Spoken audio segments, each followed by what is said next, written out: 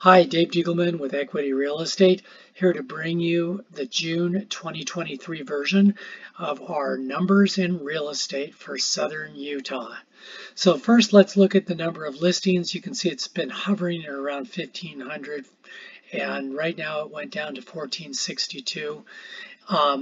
This is just our generic what's on our MLS. It's not specific to Washington County, but that's in the report. So we've had a very strong market. We're actually seeing multiple offers on some of the homes right now, quite a few of them.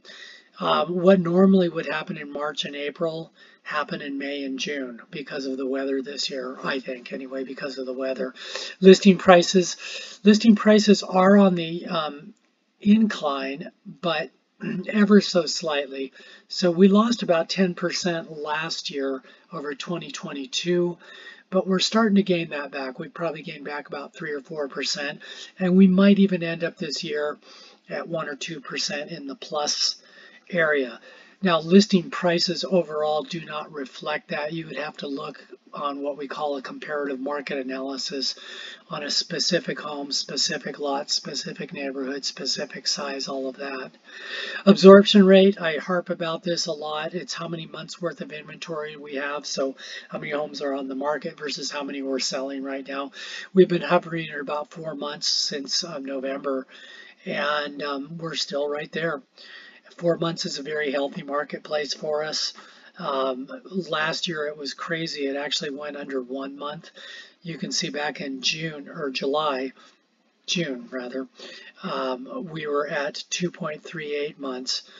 But slightly before that in April, it was crazy. It was like 0.78%. Sold to list ratio, you can see that we've kind of plateaued right here. We're hovering around the 95% since March, and I expect that we're going to kind of edge upwards for a month or two, but then kind of hover in that area. So what that means as a buyer is you might have up to 5 to 6, 7% room to negotiate. What that means as a seller is you definitely don't want to price your inventory more than 5% above what the comps are. So really important right there. We'll talk about that more in the report. Days on the market, we're hovering around 74 right now, and we've been there for several months now. Not that unusual, although I expect this to drop pretty drastically in the next month or two because this is kind of our hot time of the market. I think the weather, because we had such a late winter and the spring has been so nice, that we're seeing kind of a upsurge in inventory, I should say, volume right now. The price volume, let's look down here at this one. These are the sold volumes down here, and you can see we're at, for the month of May 2023, 265 million and some change. And last year in June, which we will pick up a few more clicks, we were at 278 million. So we're really not that far off from where we were in what I consider one of the busiest markets I've ever seen in the 20 years I've been in real estate. So that's kind of fun. Absorption rate, average list price, median list price, all those things are down in the report right here. The median list price being at 635 versus 679 last year just means there's more inventory coming on then, but this actually probably does represent fairly close to where the market has dropped in the last year. But we're still so high. I mean, if you think about 2021, 2022, we appreciated in some areas of our marketplace between 15 and 25%. So we're, still real healthy marketplace for sellers. The nice thing for buyers is there are opportunities out there, but don't wait to make up your mind because things are going under contract fast. Looking at the sold listings again and the categories that we have, we simply don't have inventory in these lower categories at all to speak of. I would say up to 250, even to 299. There's just not that much inventory there at all.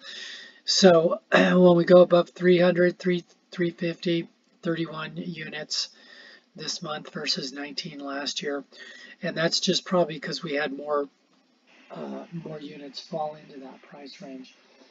350 to 399, 49 this month versus 40 last year, same month. 400 to 450, 50 versus 43, and you can see the numbers. Our biggest area is this 500 to 750, and we're just slightly off of last year's numbers, only by 10 units. The 750 to a million still very strong, and believe it or not, the 1 to 2 million is still very strong, even though there's not a ton of units here for a month. They're good numbers that we can kind of go by. And I've noticed a lot of homes that were purchased kind of in this range right here are being flipped in this range right here over the last few years. Now, some of that was from our appreciation, but some of it was from just updating older homes. A lot of our homes in southern Utah were built around 2003, 4, 5, 6. And, you know, houses look different then. What buyers are expecting in 2023 looks a lot different than the 2005 home. And it's kind of fun because there are opportunities. Now, the opportunities on the lower end of the spectrum for flips can be a can of worms because there's so many people going after those. But as a buyer, if you're in this category, you're probably going to get a pretty good deal, probably way less than what you could build for if you're buying an existing home. With that said, new starts are down slightly, and so builders are being a lot more competitive than they were even 6 months ago. Active listings, you can see our biggest number here is 500 to 750. Second biggest is 750 to a million. Third biggest, interestingly enough, is 1 to 2 million. So there's a lot more inventory there than we are getting sales for. But again, there's some really good values in that area. So let's head over to what I see when I open up a search for our Washington County website, WCBR. And it's not just Washington County, because there are some other counties that participate. We are under 1,400 for the first time in, I think, 3 or 4 months. I may be off on that a little, because we might have had a few days where it fell under that. But that's, you know, strong numbers. Everything that's going on is coming off. Let's put it that way.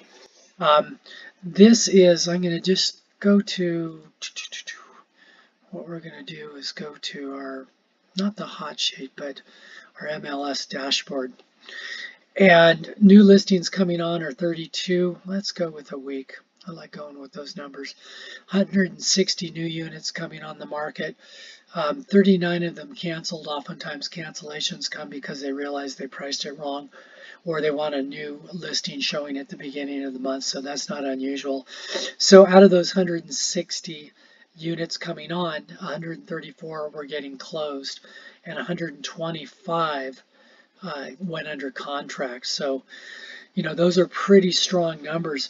What is interesting to me is the price change, 158. So as many units coming on the market are units that are decreasing their price, and it's not because we're in a free fall pricing. It's because people put their price, the price of their home that they're selling on the market too high.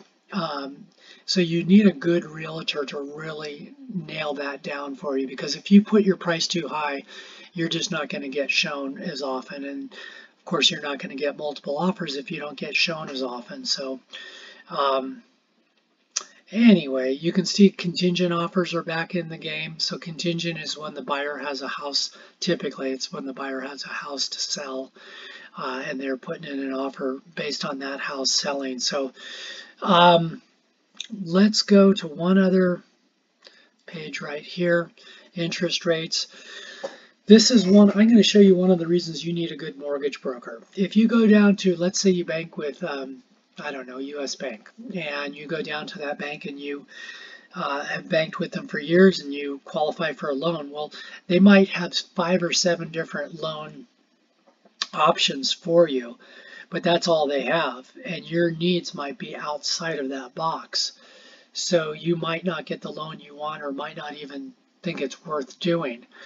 But if you go to a good loan broker, they not only have that U.S. bank, but they have dozens of other banks throughout the United States that participate in, each one with several programs. So you get literally hundreds of different programs to choose from, so they can kind of whittle it down to what you need.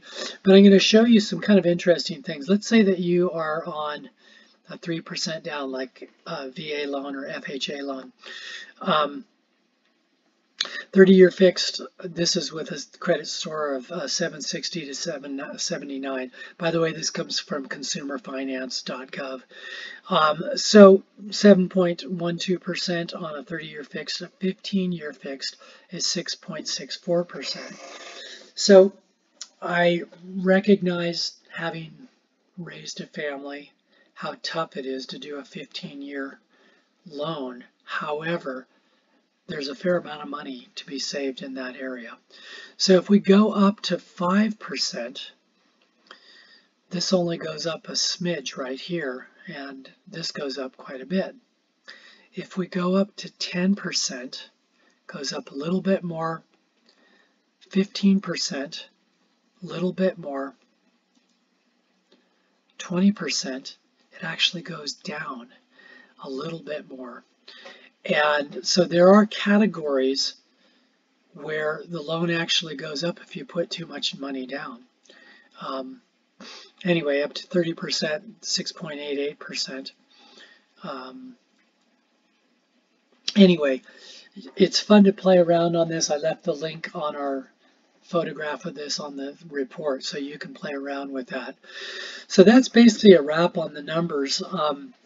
Great time to sell, great time to buy. Interest rates are high, but a lot of times sellers are participating in buy downs for the buyers. Those have to be negotiated with the buyer, and oftentimes you can take off, a fair amount of points on it. I do have links in my report for a referral for a great lender that I've worked with for years. So if you need that type of help, feel free to use that. Well, God bless you. Have a great summer, and we will see you next month.